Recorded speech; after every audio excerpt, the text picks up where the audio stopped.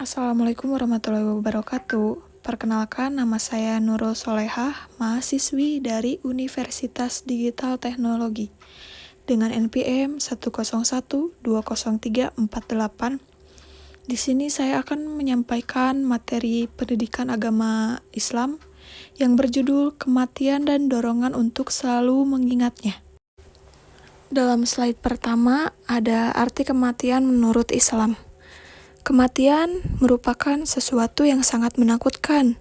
Maut merupakan ketetapan Allah Subhanahu wa Ta'ala yang akan mendatangi seluruh orang yang hidup dan tidak ada yang dapat menolak maupun menahannya.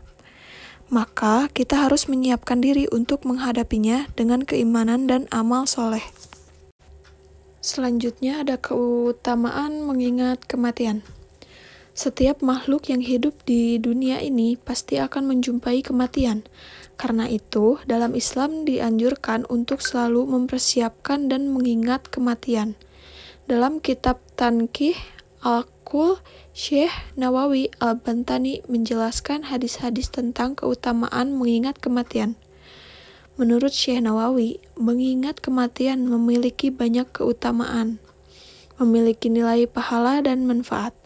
Dalam kitab ini, Syekh Nawawi mengutip hadis Nabi Muhammad SAW dalam riwayat Ibnu Dunya dari Anas dengan sanad dhaif disebutkan, "Perbanyaklah ingat kematian, karena mengingat kematian dapat menyucikan dosa dan membentuk sikap zuhud di dunia.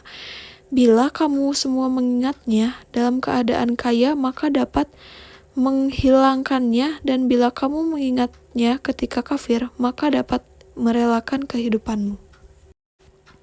Menurut Syekh Nawawi, Nabi Muhammad SAW juga bersabda, "Hendaklah kamu di dunia ini seolah sedang menjadi pengembara, bahkan menjadi orang yang melewati jalan, dan anggapan kamu sebagai penghuni kubur." Dari H.R. Ahmad, Abu Dawud, Tirmizi, dan Ibnu Majah dan Ibnu Umar. Syekh Nawawi menjelaskan bahwa hadis tersebut berisi anjuran agar selalu bersikap zuhud dan menjauhi dunia, meremehkan urusan duniawi, dan merasa puas hanya memiliki harta demi bekal akhirat. Larangan ziarah kubur. Rasulullah Muhammad SAW pernah melarang orang melakukan ziarah kubur ketika orang-orang masih belum sempurna pemahamannya tentang iman dan tauhid. Larangan dilakukan lantaran khawatir orang-orang itu akan menyembah kuburan.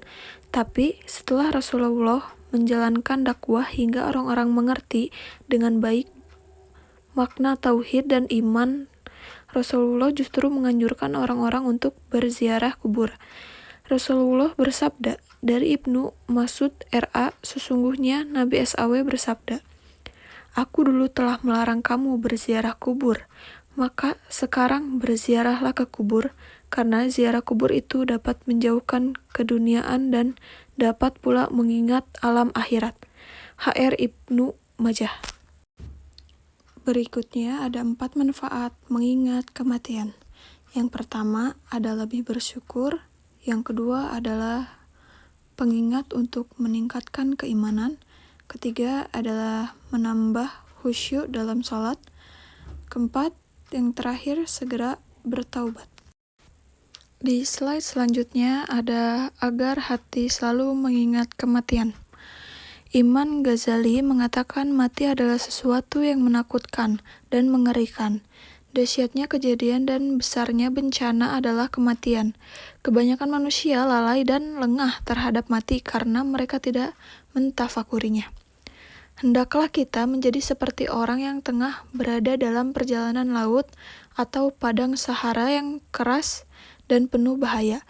Ketika pikiran tentang mati menyelimuti hati, hasrat kesenangan dan kesukaan pada dunia menjadi turun dan hati pun menjadi luluh. Bagaimana wajah cantik dan tampan mereka telah menjadi santapan cacing-cacing dan serangga. Istri dan anak mereka menjadi yatim dan terpuruk dalam kemiskinan. Hari-hari mereka berlalu dengan penderitaan, kekayaan mereka telah lenyap. Kenangan masing-masing orang demi orang Tafakurilah bagaimana kematian menyerang mereka secara tiba-tiba, tanpa peringatan sedikit pun, dan bagaimana ketidaksiapan mereka menghadapi kematian dan akhirat. 5 amalan agar selalu mengingat kematian. Yang pertama, ada mentadaburi ayat Quran tentang neraka dan nikmatnya surga. Yang kedua, sering mengunjungi orang sakit. Yang ketiga, memantapkan iman kepada hari akhir. Yang keempat, mengunjungi orang mati. Dan yang terakhir adalah ziarah kubur. Cukup sekian materi yang saya sampaikan. Terima kasih. Dan mohon maaf apabila ada kesalahan. Wassalamualaikum warahmatullahi wabarakatuh.